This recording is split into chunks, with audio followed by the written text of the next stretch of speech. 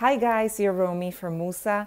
I want to expand on a topic that I touched very briefly in one of my last videos, which is adulthood as a state of consciousness. And that you can really milk that for a whole weekend of seminars. Somebody made a comment on it on the video and I thought, "Oh, I want to talk about this more because it's so useful and it's just really handy when dealing with other people."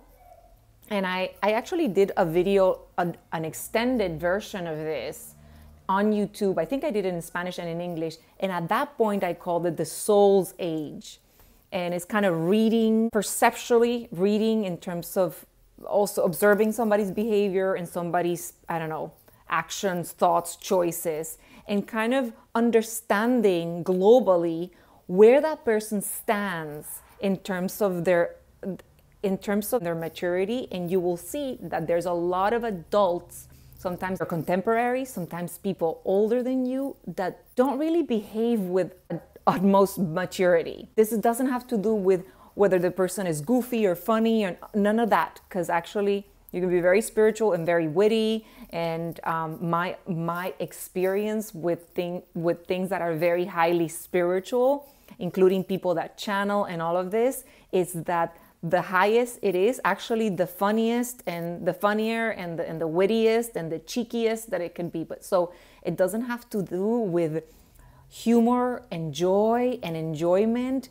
That person could be extremely serious and extremely boring and takes himself very, very seriously and still be incredibly immature. The first thing that comes to mind for me is these people that maybe are operating from their inner child and from their inner adolescent and from their inner young adult, are kind of stuck in these ages. So the person can be 70 something and still stuck in a mindset of competition, or somebody that's 33 or somebody that's 21, in terms of their attitude and in terms of the way they perceive the world. They haven't cultivated personal wisdom. I guess that is one of the indicators. Personal wisdom. They're looking for the external environment to always inform them of how they're doing, of who they are, their value, and of their progress and all of that. And it's almost a mentality of, I do these things and I follow these. If I do these things, I'll get a sticker. If I read a diet, right? If I read about a diet and I follow this diet, I must receive the result of this diet. Or if I follow these instructions by an expert, same people that might just read a magazine in terms of how to find a partner and then follow the exact instructions of that and expect to find a partner. And that can be applied to so many different areas of life. As you progress, as you mature in life and you enter states of consciousness that are higher and more textured and more mature, the more you respect your inner wisdom, the more you know how to access your inner wisdom and utilize it. And you're not looking for others to give you instructions about your life. This is happening so big right now that for me has been a real contrast to observe how many adults are willing to override reason and logic because they're getting an instruction from somebody else that they deem superior to their own inner knowledge. And let's move aside everything that's happening with COVID and mandates and all of that. Let's say you are in alignment with some of these restrictions and mandates and all of that, right? Like, say that's also your conclusion and that's what you believe. But really, when you look deeper into that, it's almost the syndrome, and I've seen that a lot in my city where I live. This is a very well-to-do city. San Francisco, there's a lot of incredibly well-educated people. I mean, extremely successful people, professionals. And what I've observed is almost like an epidemic of good students. It's you get you get a homework and you do it, and you are and your self-value and your pride and your perception of yourself is based on how good you're doing and the stickers that you're getting. And there is a reinforcement of that by the environment and by others that think that way. And it all gets fed from that. From just observing it philosophically, just cooling off my brain and looking at it as cool as I can, I think, where is the creativity? Where is the independent thinking? Where is the critical thinking? Which is not necessarily what is promoted by a lot of educational institutions, which is you are, from the moment we're little, you succeed in school not by disrupting. You succeed in school by following orders, and you get the sticker because you did it right, not because you did it differently. And so something to think about. But in terms of going back to the concept of state of consciousness and evolving consciousness and maturing, I feel like there is a part of life where you break out of the indoctrination and of the programming of the schooling system, including the university where you went to, and you start questioning the things that you were taught as well. I did that with my clinical, medical / nutritional career. You start just like, okay, I was taught this and my teachers modeled this, but now I've investigated something different.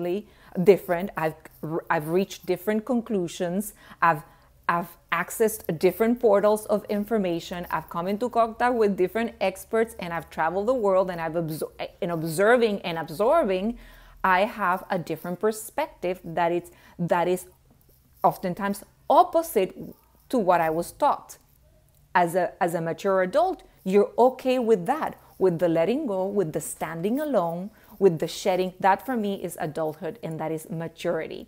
And what I see in the state of consciousness of an adult human, right, chronologically and biologically, that still behaves as a good student of I follow what I'm told to follow, and I'm a good citizen because I'm a good student, because I follow instructions from my superiors. It's almost like they didn't have an adolescence, like they didn't have a rebellion against your tribe. That is part of where is it? Please tell me that I have it here. The hero's journey. Where is it? Oh, here it is. Here it is. The hero's journey. The monomyth of Joseph Campbell, the freedom, the mastery of two worlds, the letting go, the road trials, the crossing the threshold, the call to adventure, all of the different archetypes of the hero that is, and then it's called by the world and is initiated by life into becoming the hero of his own. It's all the same. Becoming a mature adult, becoming an independent being, becoming the hero of your journey. If you're stuck here, right? You never left home if you're not questioning your superiors. Part of what we have to do is doing that, and it happens constantly. And so I feel like there's almost like an arrested development. Martin Luther King used to talk about this a lot. Arrested development, people who stopped progressing consciously in their consciousness. It's you question, you break, you throw a tantrum, you rebel against, and then there emerges your own hero. In seeing others, being good students and good citizens and there's so many nuances about this, because I can be an excellent citizen being an adult, but it's just the concept, the not having left the mentality of if I'm good, I'm going to be protected by my daddy and by my mommy, and whatever mommy and daddy say, and the teachers, I do because they know better than I do. And What an adult does is no, not necessarily. You knew what you knew at your point of history and at your point of development in your journey, but I know I am here, I'm at the leading edge of me, and what served you doesn't necessarily serve me. And you're here to push that, to question that, and to expand creation. If nobody challenges that, then we'll be just stuck in the past.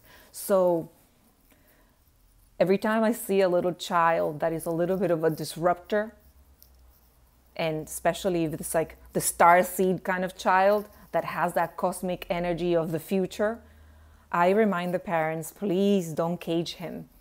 Don't tame him in a way that he just forgets about who he is, because it's gonna take him the rest of his life to unlearn that, to just remember what he came here to do, which maybe sometimes is that to push us forward. So in your personal case, when you're dealing with others that are trapped in that mentality of a child mind or teenager mind, have compassion, talk to them at that level.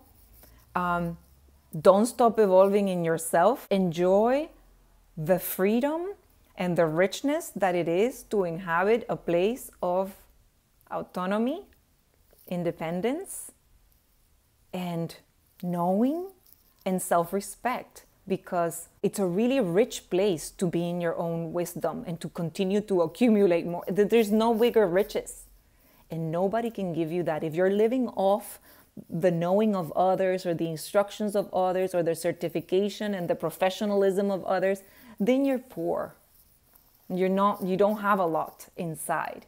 So, okay, I'm getting too excited about this topic. I need to do another video about another topic that is kind of like a baby from inside of one of my other videos. Ciao.